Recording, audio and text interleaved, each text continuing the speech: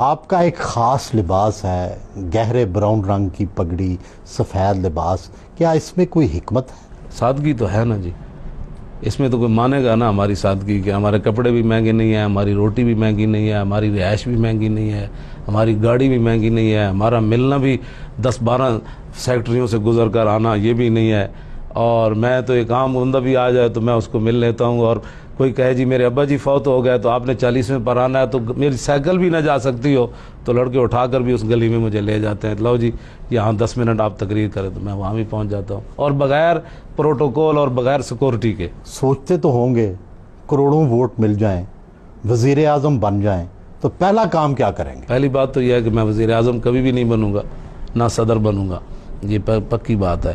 کسی اور کو بنائیں گے؟ اور ہی لوگ آئیں گے، ہم جو پیچھے ہی بیٹھیں گے اور ان کو بتائیں گے کہ وہ روزانہ ان کو، حضرت عمر بن عبدالعزیز نے بندہ رکھا ہوا تھا، فرمایا تھا کہ جب بھی میں کوئی غلط بات کروں تو مجھے کہنا ہے عمر اللہ سے ڈرنا، تو ہم ایسے لوگ پیچھے بیٹھیں گے، اور جب بھی ہمارے بندے غلط بات کریں گے تو ہم ان کو کہیں گے اللہ سے ڈرو۔ اگر خود وزیر اعظم نہیں بننا تو کیا کوئی وزیر اعظم ڈھونڈ لیا؟ انشاءاللہ بڑے ہمارے پاس لوگ موجود ہیں، یقین جانیں، اور بڑے اللہ والے موجود ہیں اور پڑھے لکھے لوگ موجود ہیں۔ تو آپ خود کیوں نہیں؟ آپ ماشاءاللہ آپ کی بھی نہیں، میرا کام ہی نہیں ہے نا یہ، آپ جس طرح جانتے ہیں میں تو بس اقبال پڑھاؤں گا لوگوں کو، قرآن پڑھاؤں گا، حدیث۔ میں آپ صحیح بتاؤں، اگر ہمیں حکومت مل جائے نا تو پاکستان میں کوئی ہمارا نوجوان جو ہے وہ اس کو گرامر، یہ نہیں ہوگا کہ اس کو گرامر نہیں آتی، ہم ان کو ایسے سستی گرامر پڑھا دیں گے۔ وہ کیسے؟ دیکھیں تو صحیح نا جی، وہ انشاءاللہ ہمارے پاس اس طرح کا وہ ہے نا الدین کا چراغ، تو میں یہ پڑھاتا بھی رہا ہوں، اور میں بالکل 200 بندہ بھی میں پڑھاتا رہا ہوں، اور باقی سبق بھی پڑھاتا رہا ہوں، اور مجھے تھکاوٹ 5 گھنٹے میں کھڑے ہو کر بھی لکھتا رہتا تھا، اور پانی بھی نہیں پیتا تھا، پھر بھی جو ہے وہ مجھے تھکاوٹ بھی نہیں ہوتی تھی۔ اور لوگ کہتے ہیں یہ سونے کا کچھ تک کھاتا ہے، جس طرح انہوں نے آپ کو صاحبزادہ صاحب نے بتایا کہ میں تو اچار سے روٹی کھا لیتا ہوں، میری روٹی کا خرچہ اگر گھر نہ ہو تو 3 روپے ہے ایک ٹائم کا، 2 روپے 4 روپے کی وہ کیا کہتے ہیں روٹیاں میں 2 لیتا ہوں، کھاتا ایک ہوں، 2 روپے کی ایک روٹی اور اچار کی ایک ڈلی۔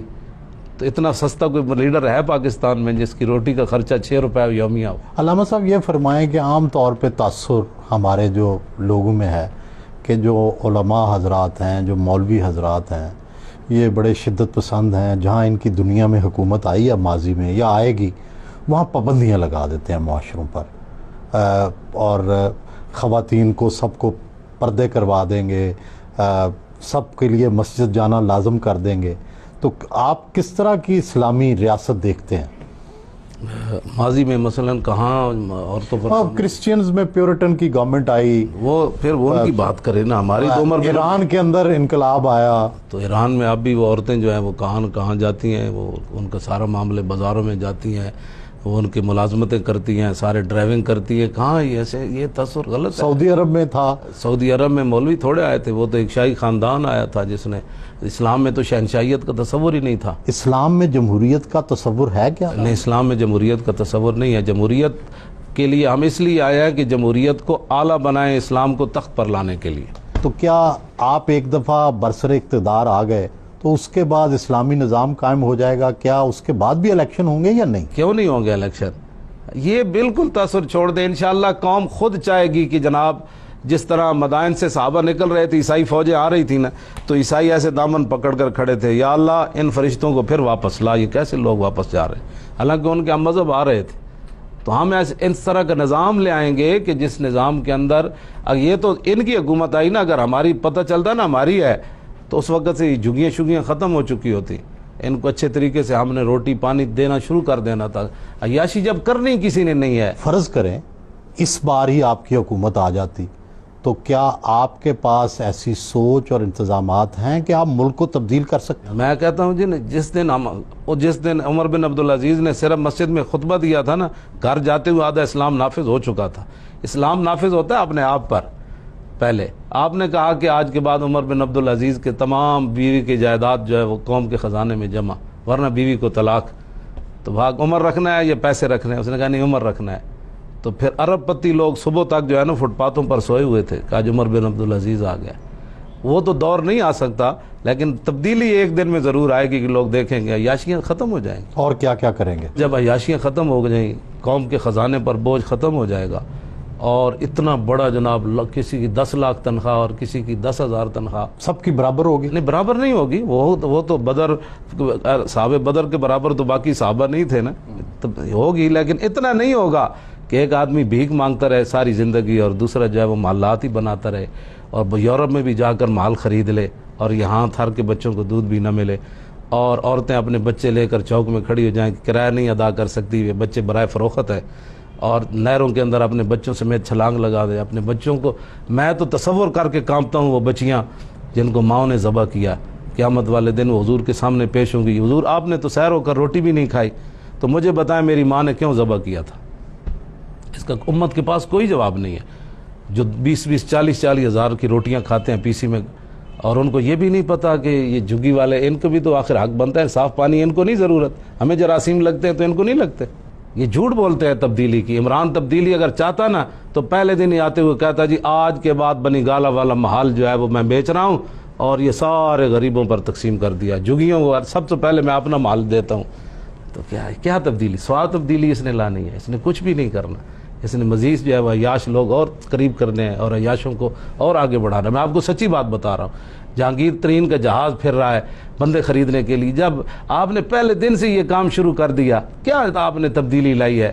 پہلے جہازوں میں نہیں، وہ چھانگا مانگا میں لوگ خریدے جاتے تھے، اب آپ جہازوں میں احمدآباد نہیں وہ F-16 میں خریدے جائیں گے لوگ، یہ نہیں، یہ تبدیلی ہے جہازوں میں، پہلے تو چھانگے مانگے میں ہوتے تھے، یہ بالکل غلط ہے، کچھ نہیں یہ کر سکتے۔ میں آپ کو سچی بات بتا رہا ہوں، آپ لاکھ میرے بارے میں بات کریں، اسلام کے بغیر کبھی بھی تبدیلی نہیں آئے گی مسلمانوں میں۔ آپ ماشاءاللہ بڑے صاحب مطالعہ ہیں، تو آپ ہلکی پھلکی چیزیں بھی پڑھتے ہیں، کوئی آپ انٹرٹینمنٹ کوئی تفریح بھی کرتے ہیں، یا اسی طرح سنجیدگی سے ہر وقت؟ نہیں، میں نے وہ پارلیمنٹ سے بازار حسن تک بھی میرے پاس ہیں، اور بازار حسن سے پارلیمنٹ تک بھی میرے پاس ہے وہ کتابیں۔ کبھی گانے بھی سنے؟ جی نہیں، گانے نہیں سنتے، یہ تو حضور نے منع فرمایا۔ اچھا، اور کوئی ایسی تفریح جس سے آپ خوش ہوتے ہوں؟ تفریح کا ٹائم ہی نہیں ہے ہمارے پاس، روٹی کھانے کا ٹائم نہیں، بعض دفعہ میں یہاں بیٹھا رہتا ہوں، صبح کی اذان کا ٹائم ہو جاتا ہے، روٹی میری ایسی رہ جاتی ہے۔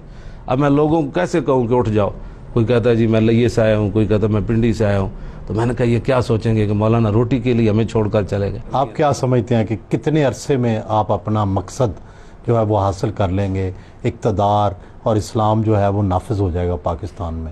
کیونکہ علماء اور جو مذہبی جماعتیں ہیں کبھی کامیاب نہیں ہوئیں بہت زیادہ۔ کیوں نہیں کامیاب ہوئی؟ یہ سوال تو آپ ان سے کریں نا، کیوں نہیں کام ہوئے کہ نہیں ہوئے؟ بند دل تے ہاتھ رکھو، سچ سچ دسو۔ نہیں، آپ نے 22 لاکھ ووٹ تو لیا ہے نا، پھر یہ بات تو ہے نا جی، پہلی بار اور 1.5 مہینے میں جی ہماری وہ کمپین تو 1.5 مہینے چلی ہے۔ کتنا ہدف ہے آپ کا؟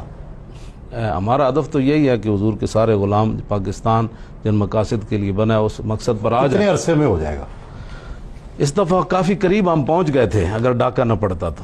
میں آپ کو سچی بات بتاؤں، جلوس کی شکل میں لوگ ووٹ ڈالنے آئے، جلوس کی شکل میں، کہ خدا تو آپ سمجھتے ہیں اگلے الیکشن تک آپ ایک بڑی قومی پارٹی بن جائیں گے؟ سمجھتے نہیں ہیں، بس امید ہے اللہ رسول کو، من یتوکل علی اللہ فہو حسبہ، بھروسہ تو اللہ ہی پر ہے، جس نے پہلے بھی ہمارے جو ہے وہ سارے کرم فرمائے، تو اسی پر بھروسہ ہے۔ اگر ہماری نیتیں صحیح رہیں اور ہمارے وہ جب دریائے دجلہ میں گھوڑے ڈالنے لگے نا حضرت سعد اور سلمان فارسی، تو حضرت سعد نے تاریخی جملہ فرمایا تھا کہ اگر ہمارے گناہ نیکیوں سے کم ہوئے، نیکیاں زیادہ ہوئی، تو گھوڑے ہمارے کنارے لگ جائیں گے، حالانکہ وہ تو بڑے لوگ تھے۔ تو اگر ہمارے جماعت کے لوگ مخلص رہے اور واقعتاً ہی ہم اسلام کے ساتھ مخلص اور نیکیاں کرتے رہے، گناہ ہمارے نہ بڑھے، تو پھر اللہ تعالیٰ میں کامیابیاں دے گا۔ اگر گناہ ہمارے بڑھ گئے، بعد لوگوں کی طرح آیا ہی آیا، چھایا ہی چھایا، لے گیا وہ آیا، اور اندر سے خالی تو کیا تعلیمی نظام میں بھی تبدیلیاں لائیں گے؟ تعلیمی نظام تو بدلنا کیا ہے، وہ تو یہ تو اقبال کہتا ہے کہ وہ کہا ایک لرد فرنگی نے اپنے پسر سے کہ منظر وہ طلب کر کے آنکھ نہ ہو کبھی سیر، سینے میں رہیں راز ملوکانہ تو بہتر، کرتے نہیں کبھی محکوم کو تیغوں سے زیر، اور تعلیم کے تیزاب میں ڈال کر اس کی خودی کو ہو جائے ملائم تو جدھر چاہے سے پھیر، اور تاثیر میں اکثیر سے بڑھ کر ہے یہ تیزاب کہ سونے کا ہمالہ ہو تو مٹی کا ایک ڈھیر۔